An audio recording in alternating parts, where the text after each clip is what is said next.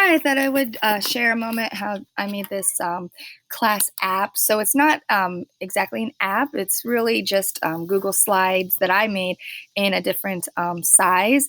Now, you could, if you had a website or, Google offers the Google Sites.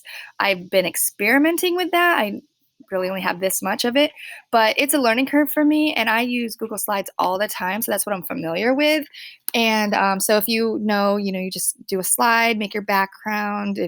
You could insert your images. And so in that case, if you wanted to search a circle for your like what you wanted to use for button or tabs, or search math, science, that's how I came up with the tabs that I have on my page here. And then to make it interactive, if you had, for example, a link, you would just go to insert link.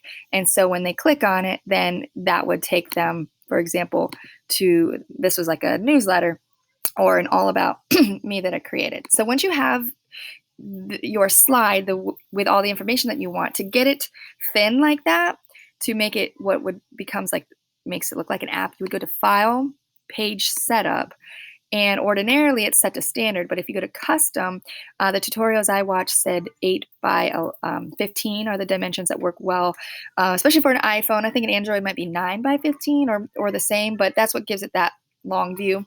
Apply that, and then you would share that link by copying the link after you've changed it so that anyone can view, and make sure it's in viewer mode.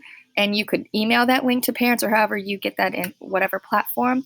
And when they receive that, I just have this open here. When they open it in their, let's say Safari, at the bottom they'll see this, and this they would tap that. That's the action button, and then they would go here where it says add to home screen, and then at that point it will show up as like another icon on their cell phone. So it will look like an app, but it's really just an interactive slides. So they would click on it, it would pull up like this, and they could navigate, in this case, your classroom, whatever you found to be important.